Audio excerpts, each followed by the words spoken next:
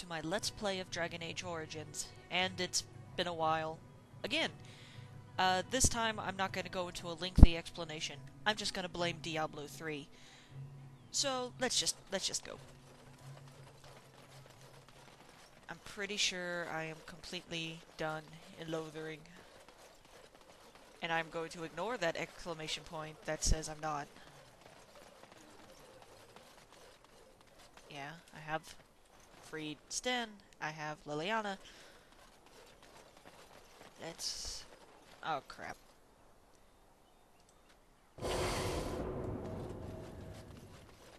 Yep. We done heard what was said. You're a warden. I don't know if you killed King Kalen, and make her forgive me, I don't care. But that bounty on your head could feed a lot of hungry bellies. Attack!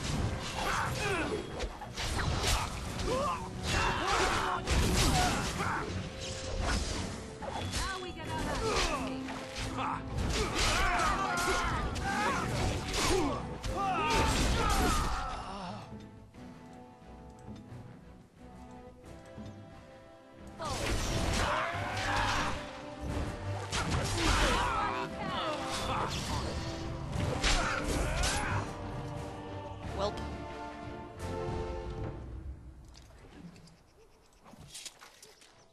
Right. At least I made back a couple of those potions. It always made me feel kind of bad that there wasn't any way to talk those refugees out of trying to murder you. Oh. Yeah, I should probably get some Elford because I'm gonna need Morrigan to make a lot of potions. This should be easy enough. Yes, it's easy. I just ask you to pick a flower. Or whatever that is. The root.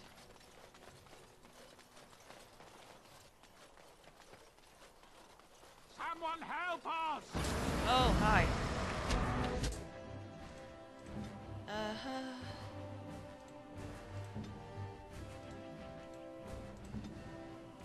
They'll never know what hit them.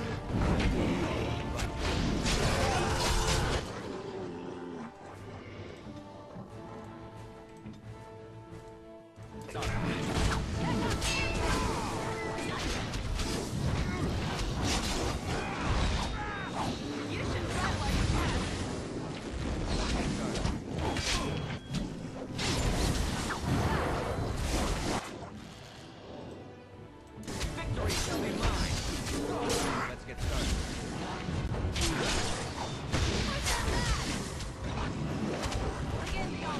I need a healer so bad. Oh, whoa. Nice decapitation.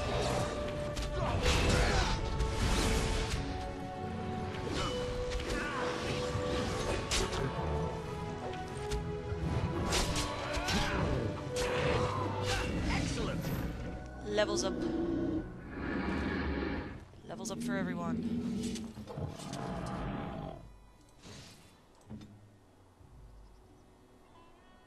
Nice. Have some levels up for Alistair first. That's always nice. Yeah, more health for Alistair.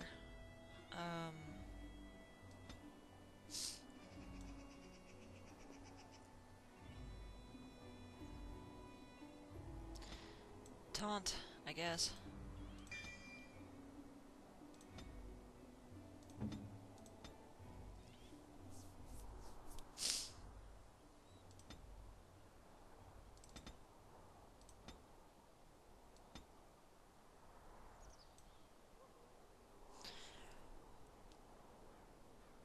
Ooh.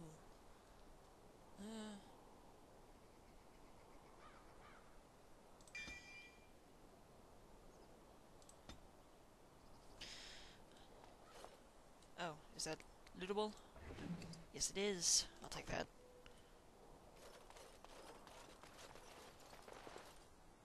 Let's get started. I don't remember killing a blood mage. Oh, that's just lore. Mighty timely arrival there, my friend. I'm much obliged. The name's Awkward Bodon response. Thetic, merchant and entrepreneur. This here is my son, Sandal. Say hello, my boy. Hello. Road's been mighty dangerous these days. Mind if I ask what brings you out here? Perhaps we're going the same way.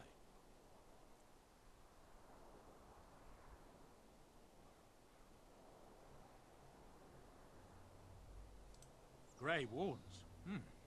My, that does rather explain a lot. No offense, but I suspect there's more excitement on your path than my boy and I can handle. Allow me to bid you farewell and good fortune. Goodbye. Now then, let's get this mess cleaned up, shall we?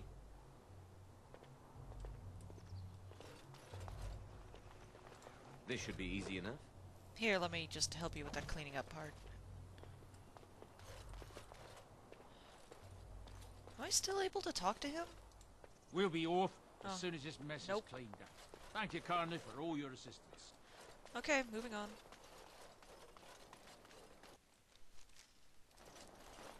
Onward.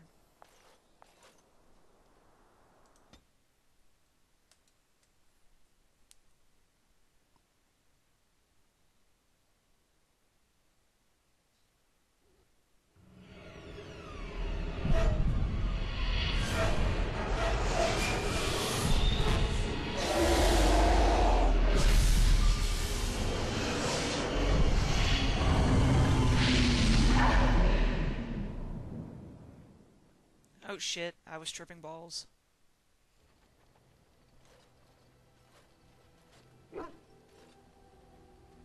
Yep, tripping balls. Bad dreams, huh? Well, maybe if he wasn't sleeping in his armor, he'd sleep better. Well, it is real, sort of. You see, part of being a Grey Warden is being able to hear the Darkspawn. That's what your dream was, hearing them. The Archdemon, it talks to the Horde, and we feel it just as they do. That's why we know this is really a blight.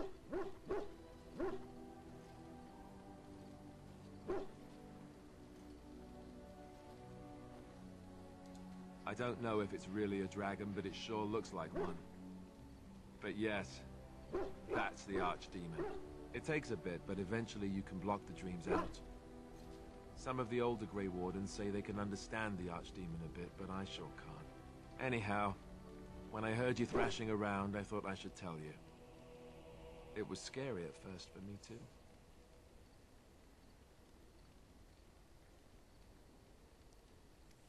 That's what I'm here for. To deliver unpleasant news and witty one-liners. Anyhow, you're up now, right? Let's pull up camp and get a move on. Alright. Oh, hello. Acquire all the quests. Okay, okay.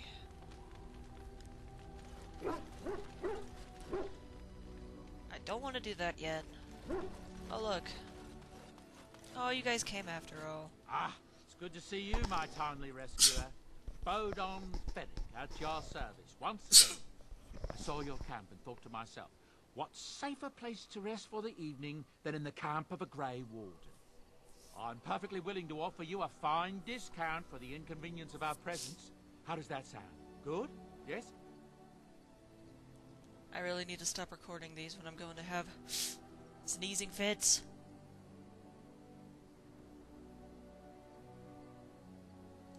I can see why you might be suspicious, being a Grey Warden and all. Were I in your shoes, I would feel the same way. Trust me when I say that my encountering you here was serendipity and nothing more. I travel a lot, so I'm bound to meet everyone on the road eventually. If you prefer, I'll take my boy and be on my way. But regretfully, you're the safest spot on this road, without a doubt.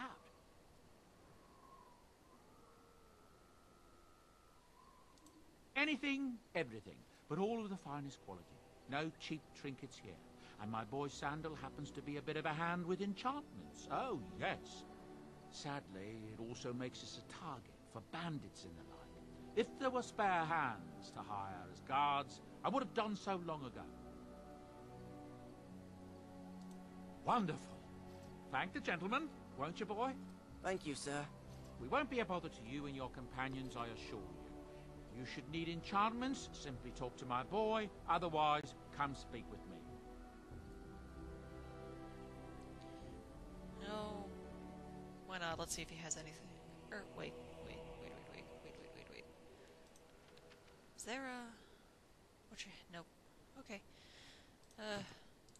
Are you sure I can't interest you in this hat?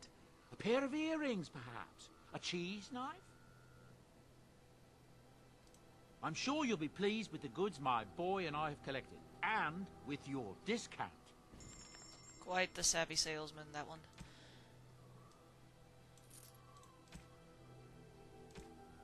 Oh wait, do I have... Which one's better?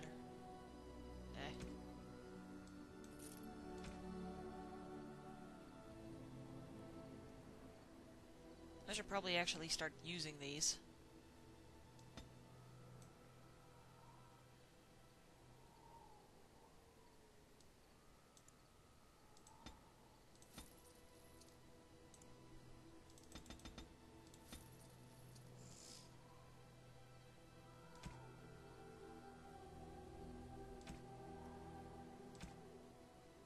Oh, right, he sells the rest of the Blood Dragon stuff.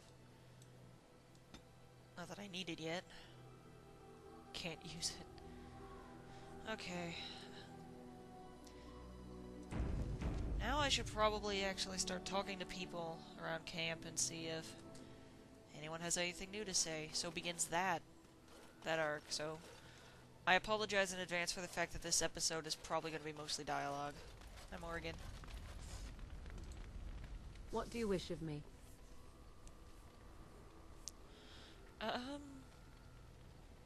Let's try one. If you must.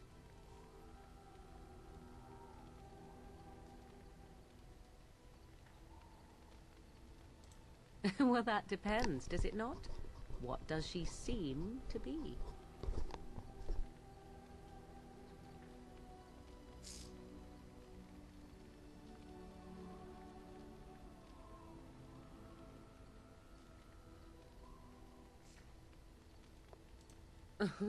Sometimes I do wonder the very same thing. Tell me, how much do you know of the tale? The one that the chastened still tell of my mother, to frighten them into obedience.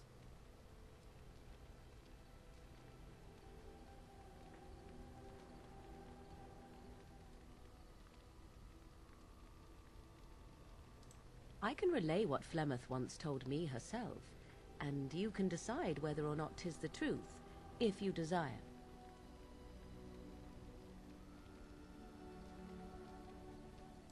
As the tale is sung by the bards, there was a time when Flemeth was young and beautiful, a fair lass in a land of barbarian men, the desire of any who saw her.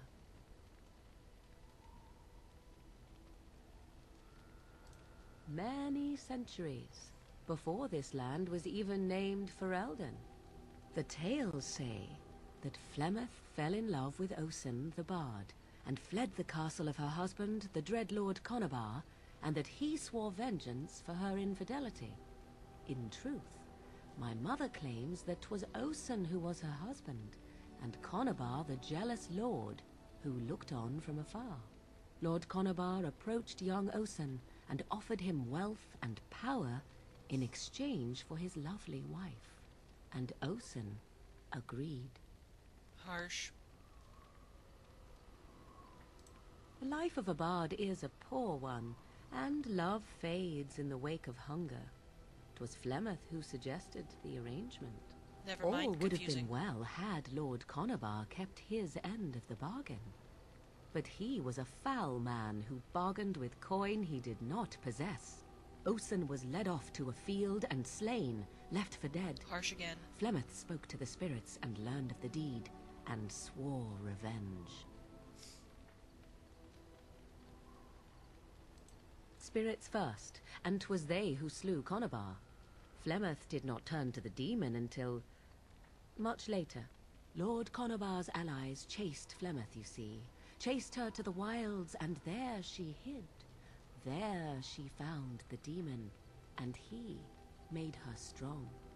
The legends all speak of the great hero Cormac, he who defeated Flemeth and her great army when she invaded the lowlands centuries later. All lies.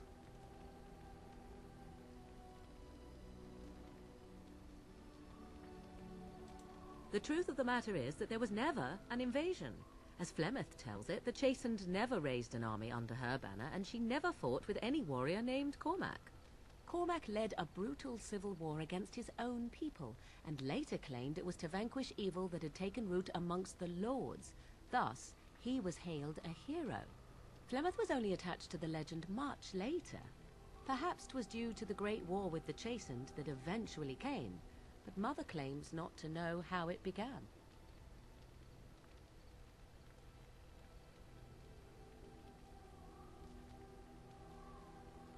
I do not believe everything that Flemeth claims. Oft it seems her bitterness has colored her memories. But on the whole, yes, I believe this tale, if not all. The demon within her has transformed her into something else. An abomination, perhaps some would say. I know not. I only know my mother is clever, and she is part of the wilds as it is part of her. But she is no immortal. She bleeds. A blade in her heart would kill her like any other, were it lucky enough to find her.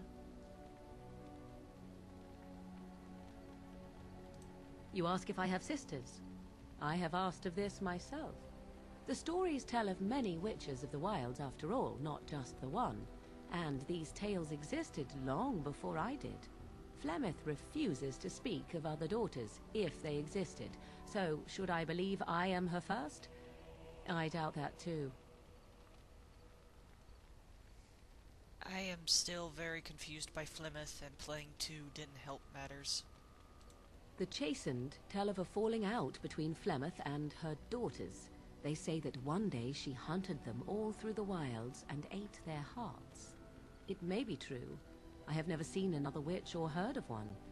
Perhaps one day Flemeth will eat my heart as well.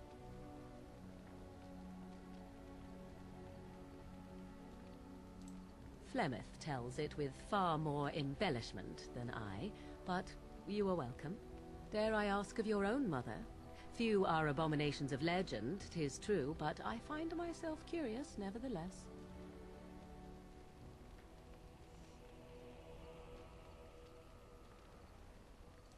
Ah, then you have my sympathies for what it is worth. Which is very little, I am certain. It matters not. Let us move on. Oh, you're so cynical. Okay, Stan is not gonna have jack shit to say, and I always lose affection when I talk to him. Always. Why are we stopping? Oh my god, you're tall.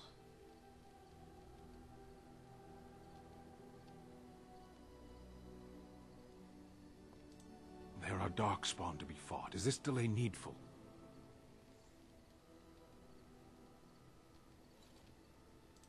I am Canari. I have given my word to aid you. We are not people of idle promises. No.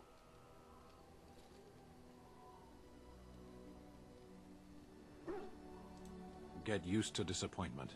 People are not simple. They cannot be summarized for easy reference in the manner of, the elves are a lithe, pointy-eared people who excel at poverty. Ow.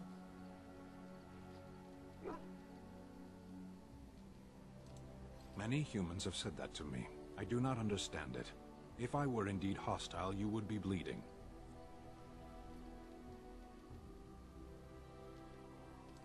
Couldn't you tell?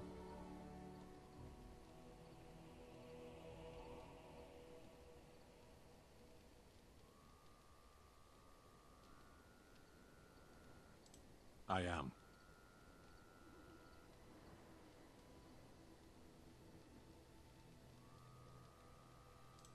decide. I am a Sten of the Beresad. I did not choose to be who I am any more than you did.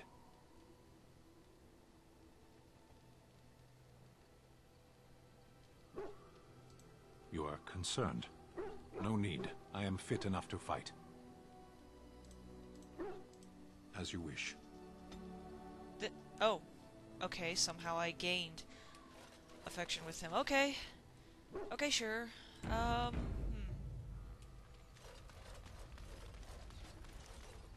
That is a gigantic wheel of cheese. Yes? Well, here I am.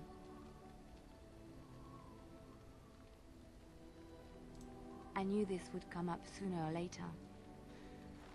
I don't know how to explain, but I had a dream. In it, there was an impenetrable darkness. It was so dense, so real. And there was a noise, a terrible, ungodly noise. I stood on a peak and watched as the darkness consumed everything. And when the storm swallowed the last of the sun's light, I fell. And the darkness drew me in. I just noticed you're wearing a friggin' collar. And it looks like a dog collar. Give that back to the dog.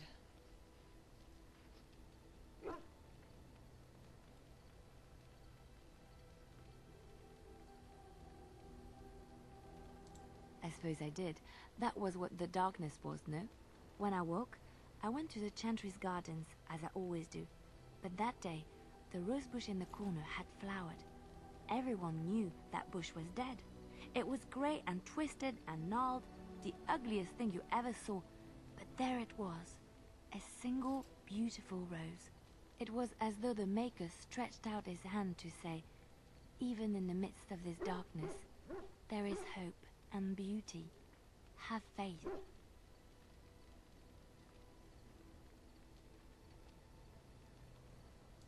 In my dream, I fell, or maybe I jumped. I'd do anything to stop the blight. I know that we can do it. There are so many good things in the Maker's world.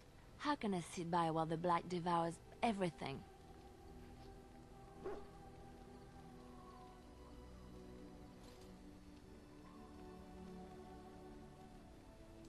That is why you're a Grey Warden. Come, there's a blight to stop.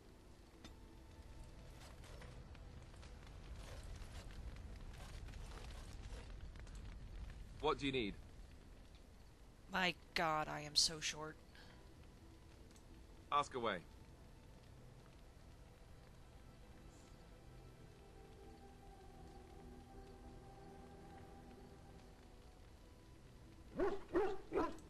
Such as they are.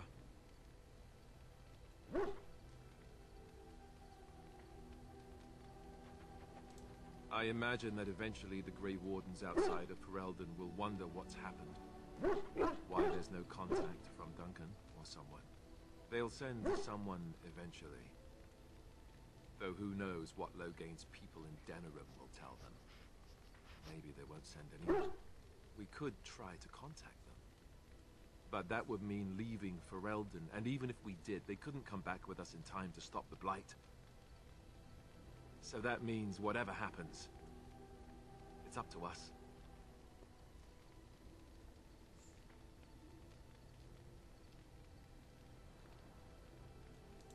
I mean, eventually we would have to use the joining to make more Grey Wardens, right? But I don't know how to do the joining, or what's involved. I know it involves lyrium and some other magic, and that it's really difficult to prepare, but that's it. Unless we can find out more about the joining, I guess we better get used to the idea that there might only be 2 of us for now. Until more come from elsewhere.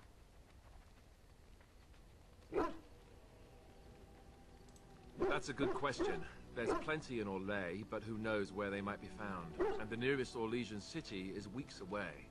If we go north and cross the sea, there's bound to be some in the Free Marches. Again, however, I just don't know where.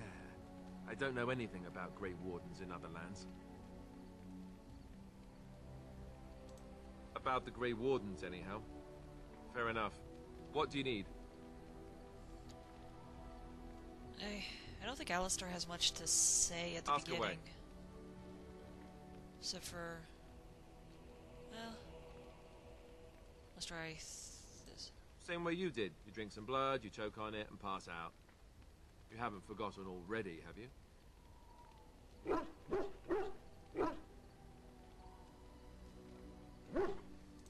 I do my best. What can I say? Let's see, I was in the Chantry before. I trained for many years to become a Templar, in fact. That's where I learned most of my skills.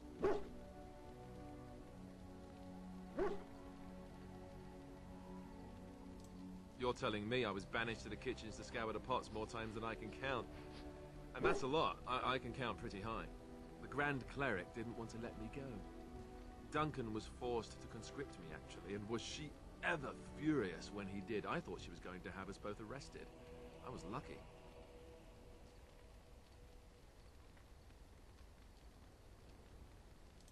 I wondered that myself. It's not as if she valued me highly. I think she just didn't want to give anything to the Grey Wardens, is all.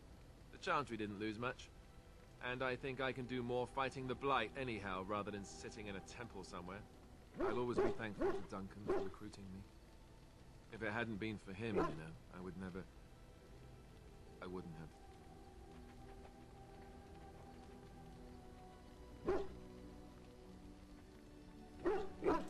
He was. A good man who didn't deserve his fate. That much I'm sure of. Come on, let's go. I think I'm done talking.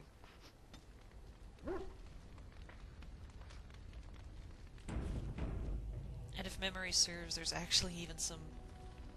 I think sometimes if you talk to the dog, he'll interact with people in your camp. Let's see. Oh, why, you little...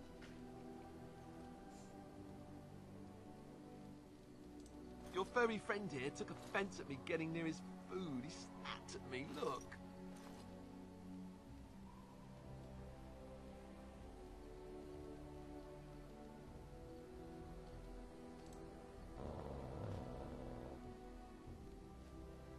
Sometimes I forget that he's a war dog. That'll teach me. What was Alistair doing near his food anyway? Anything else? I once heard a really old legend about how the Hound Warriors in the days of the old tribes would feed their Mabari the flesh of the vanquished. Well, that's what I heard anyway. It would sometimes be human flesh. Oh, like you can tell the difference. For all you know, maybe you've already been fed something. Someone.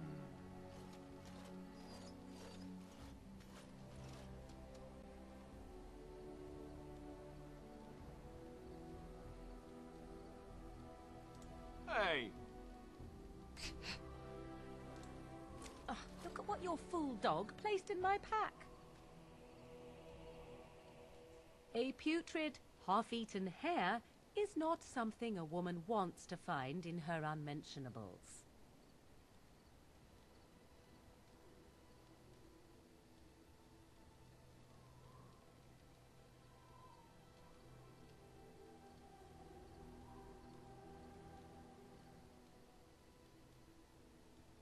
I am so gonna lose affection for this. I think I have enough meat where it counts, and I certainly don't need it in my pack. The dirty Mongol can have this back. There. And tell him not to do it again.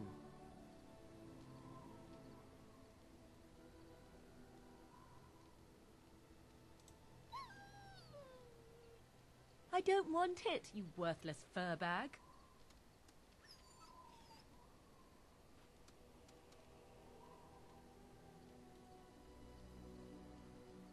Oh, he's just trying to be manipulative, I can tell. I do it too. Wow, I can't believe I didn't lose affection with her.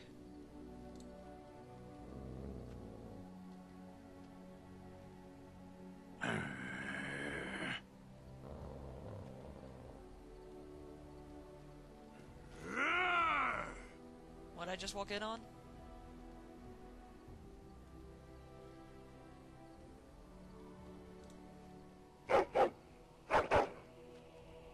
You are a true warrior and worthy of respect. Canari are weird. I'm just gonna leave it at that.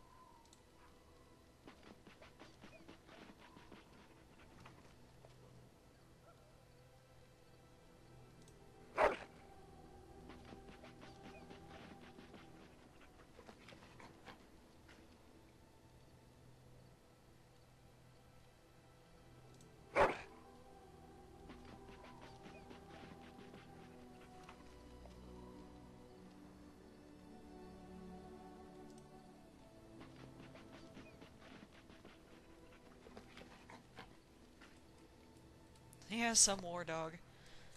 Okay, yeah, I've been in camp long enough. Let's quick save for the millionth time.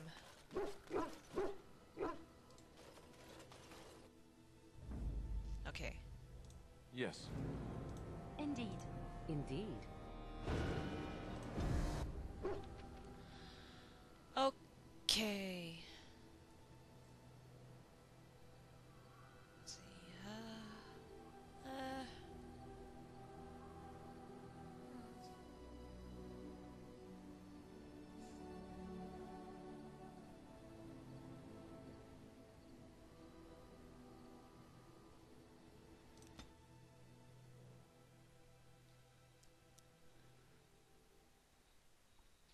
Holy shit, I wasn't attacked.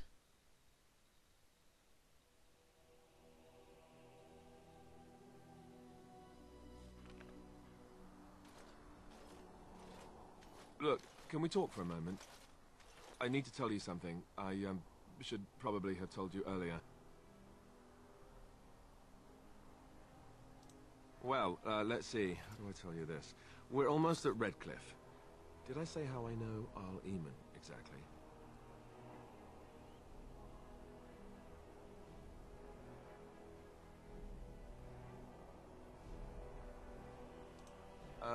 No. Why would you think that? Wait, don't answer that. Just let me finish. I'm a bastard. My mother was a serving girl at Redcliffe Castle, and she died when I was born. Eamon took me in and raised me before I was sent to the Chantry. The reason he did that was because, well, because my father was King Marek, which made Kaelin my half-brother, I suppose.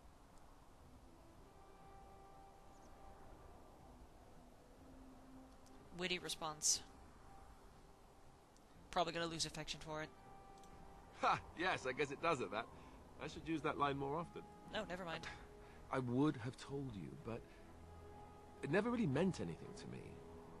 I was inconvenient, a possible threat to Kaelin's rule, and so they kept me secret. I'd never talked about it to anyone.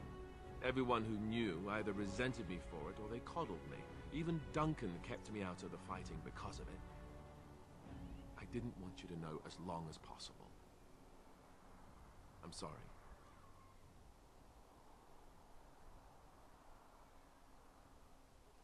Oh, good. I'm glad. It's not like I got special treatment for it anyhow. Eamon eventually married a young woman from Orlais, despite all the problems it caused with the king so soon after the war. He loved her a great deal. Anyway, the new Arlessa resented the rumors which pegged me as the Arl's bastard. They weren't true, but of course they existed. The Arl didn't care, but she did. So off I was packed to the nearest monastery at age 10. Just as well. The Arlessa made sure the castle wasn't a home to me by that point. She despised me.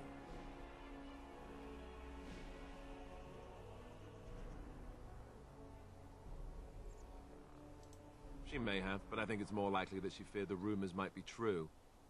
I can't blame her for that. I remember I had an amulet with Andraste's holy symbol on it. The only thing I had of my mother's. I was so furious at being sent away, I tore it off and threw it at the wall, and it shattered. Stupid, stupid thing to do. The Arl came by the monastery a few times to see how I was, but I was stubborn. I hated it there and blamed him for everything. And eventually, he just stopped coming. Alistair talks very quietly sometimes.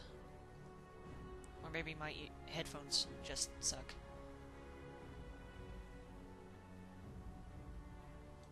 And raised by dogs. Or I may as well have been, the way I acted. But maybe all young bastards act like that, I don't know. All I know is that the Arl is a good man and well-loved by the people. He also was King Kaelin's uncle, so he has a personal motivation to see Loghain pay for what he did. So there you have it. Now can we move on? And I'll just pretend you still think I'm some nobody who was too lucky to die with the rest of the Grey Wardens.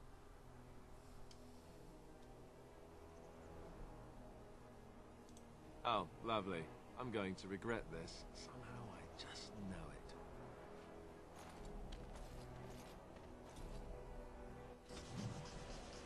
And yet, I don't lose affection.